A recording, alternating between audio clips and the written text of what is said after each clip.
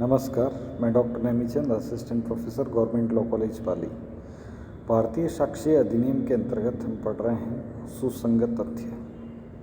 सुसंगत तथ्य section 5 to 55 के अंतर्गत दिए गए हैं, जिसके अंतर्गत कल हमने पढ़ा था प्ली ऑफ LAB। उसी के अंतर्गत आज हम पढ़ेंगे section 14 and 15।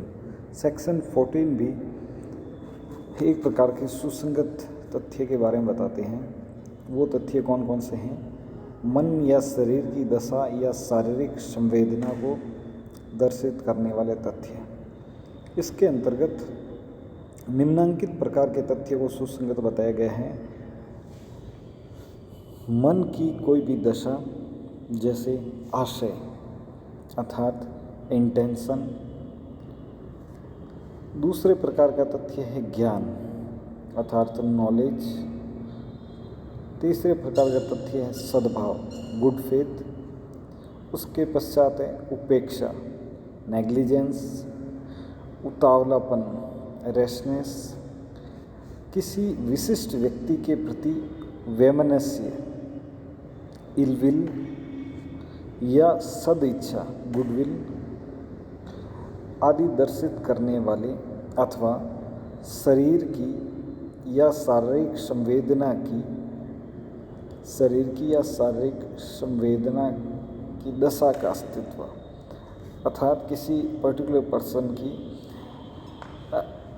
Showing existence of any state of body और बॉडीली फीलिंग्स। इस प्रकार कोई भी मन की दशा, जैसे मन की दशा के अंतर्गत आशय, ज्ञान, सद्भाव, इससे संबंधित तथ्य हैं, कोई न्यायालय के समक्ष प्रस्तुत किए जाते हैं, तो वो तथ्य भी सुसंगत तथ्य होंगे। जो आशय से संबंधित हो, ज्ञान से संबंधित हो, सद्भाव से संबंधित हो, उपेक्षा से संबंधित हो, उतावलेपन से संबंधित हो, किसी विशिष्ट व्यक्ति के प्रति वैमनस्य या सदिच्छा दर्शित करने वाले तथ्य, या किसी शरीर की या शारीरिक संवेदना की किसी दशा का अस्तित्व दर्शित करने वाले तथ्य जब तक सुसंगत है, जबकि ऐसी मन की या शरीर की या शारीरिक संवेदना की किसी ऐसी दशा का अस्तित्व विवादित या सुसंगत है। इस प्रकार धारा सेक्शन 14 धारा 14 के अंतर्गत आशय, ज्ञान, सद्भाव, उपेक्षा, उतावलापन, ये सभी प्रकार के तथ्य है वो सुसंगत तथ्य है। नेक्स्ट सेक्शन 15 धारा 15 के अंतर्गत भी दो प्रकार के तथ्यों के बारे में बात की गई है कि कोई भी कार्य आकस्मिक था या वास्तव में उसको कार्य करने का आशय था। इस प्रकार के प्रश्न डालने वाले तथ्य भी सुसंगत है कि क्या वास्तव में ये घटना आकस्मिक थी या इसको इंटेंशनली शासन किया गया था। सेक्शन 15 के अंतर्गत सुसंगत तथ्य इस पर, जबकि प्रश्न यह है कि कोई कार्य आकस्मिक था या शासन था या किसी विशिष्ट ज्ञान से या आशय से किया गया था, तब यह तथ्य कि